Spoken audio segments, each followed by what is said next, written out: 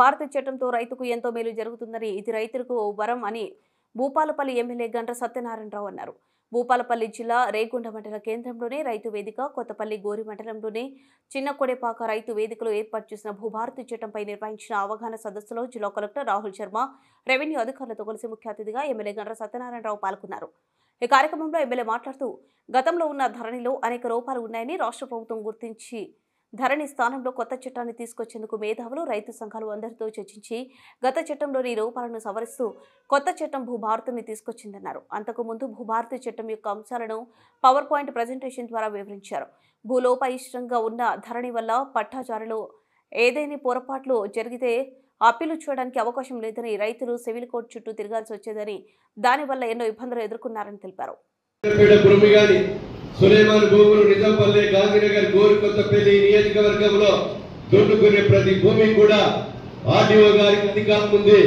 చుట్టుపక్కల వాళ్ళతో పంచనామా statement record చేసుకుని 12 సంవత్సరాలు దాటితే ఆ భూమిని పట్టా చేసే అధికారం భూభారతి వల్ల మనం కల్పించామని ఈ సందర్భంగా తెలియజేస్తున్నాం. ₹1 లంచం లేకుండా, అవినీతి లేకుండా భూభారతి వల్ల మనకు జన్మనిచ్చిన తల్లిదండ్రులు ఒక భాగం భూమిని నమ్ముకొని, కన్న తల్లి లాంటి భూమిని నమ్ముకొని మన పేరు మీద లేకపోతే రైతు బాధ, రైతు గోస ఏ రకంగా ఉందో ఒకసారి ఆలోచన చేయాలి. కనుక ఈ రోజు మనం కన్న తల్లి లాంటి, తండ్రి లాంటి భూమిని ఈ రోజు మీకు ₹1 లంచం లేకుండా దున్నుకునే ప్రతి రైతుకు పట్టాలు ఇచ్చి, హక్కులు కల్పించి, మీకు రైతు బంధు గాని, రైతు బీమా గాని, బ్యాంకులో పోతే రుణ సౌకర్యం గాని, అమ్ముకుంటే మీకు కొనుక్కోవడానికి రిజిస్ట్రేషన్ అయ్యే విధంగా వెసులుబాటు భూభారతి వల్ల కల్పించడం జరిగిందని మీకు ఈ సందర్భంగా నేను తెలియజేస్తున్నా. కనుక ఈ విషయాలన్నీ కూడా ఆలోచన చేసి ఎవడో మాఫీ ఇచ్చినా, ఇంకోటి ఇచ్చినా కాదు, మన కన్న తల్లి లాంటి భూమి మనకు పట్టా అయితే మనం భూమిని నమ్ముకొని అవసరాలను బట్టి మాటకే చేసుకుందామన్నా రుణ సౌకర్యం దొరుకుతుంది. క్రాప్ లోన్ కావాలన్నా బ్యాంకులో పోతే రుణ సౌకర్యం దొరుకుతుంది. లేకపోతే ఇంకేమన్నా బిడ్డ పెట్టి అమ్ముకుందామన్నా భూమి ఒకటే రోజు అమ్ముకొని రిజిస్ట్రేషన్ చేసుకుంటే డబ్బులు మన కుటుంబ అవసరాలకు కూడా అయ్యే విధంగా ఈ భూభారతి చట్టాన్ని ఈ రాష్ట్ర ప్రభుత్వం గౌరవనీయులు ముఖ్యమంత్రి రేవంత్ రెడ్డి పొంగులేటి నాయకత్వంలో మనం తీసుకురావడం జరిగిందనే విషయాన్ని మీరు ప్రజలకు తెలియజేయాలని మీకు ఈ సందర్భంగా నేను తెలియజేస్తున్నాను.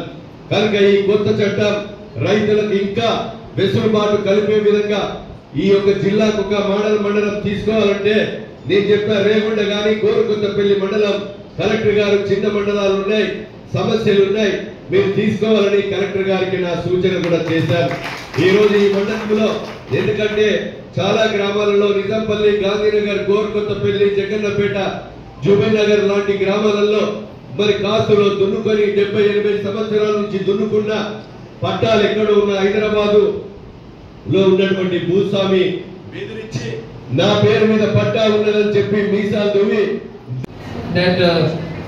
ధరణిలో మీరు మీ సేవ ద్వారా మాడ్యూల్స్ లో అప్లై చేస్తారు. మాడ్యూల్స్ కూడా చాలా ఉన్నాయి, ఆల్మోస్ట్ 30 కంటే ఎక్కువ మాడ్యూల్స్ ఉన్నాయి. ఆ మాడ్యూల్స్ లో కూడా మీరు అప్లై చేస్తే అది కొంతమంది అవగాహన లేదు కి ఈ ల్యాండ్ ఇష్యూస్ లో ఏ మాడ్యూల్ లో అప్లై చేయాలి. ఇది కూడా చాలా ఇష్యూ కారణంగా కొంతమంది రాంగ్ మాడ్యూల్ లో అప్లై చేస్తున్నారు. దాని కారణంగా అది కొన్నిసారి రిజెక్ట్ అవుతుంది. సిమిలర్ గా అది మనం ఇప్పుడు భూభారతి పోర్టల్ ఈజీగా తయారు చేశారు, కానీ పోర్టల్ కి డైరెక్షన్స్ కంటే చట్టం ముఖ్యం. సో చట్టంలో మనకు ఒక అపీల్ ప్రొవిజన్ వచ్చింది. సో అపీల్ ప్రొవిజన్ లో ఏమవుతుంది, ఇప్పటి వరకు ఒకవేళ రికార్డ్స్ లో తప్పు జరిగితే, సపోజ్ తప్పు జరిగితే మీరు సివిల్ కోర్ట్ అప్రోచ్ చేయడానికి మీకు మనం చెప్తున్నాం. ఎందుకంటే ఇంతకు చట్టంలో అది ప్రొవిజన్ లేదు.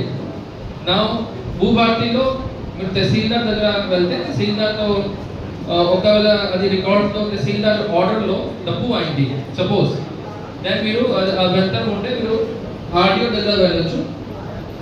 ఆర్డీఓతో అభ్యంతరం ఉంటే మీరు కలెక్టర్ దగ్గర వెళ్ళొచ్చు. కలెక్టర్తో అభ్యంతరం ఉంటే మీరు ల్యాండ్ ట్రిబ్యునల్ ఏర్పాటు చేస్తారు గవర్నమెంట్, సో అక్కడ మీరు వెళ్ళొచ్చు.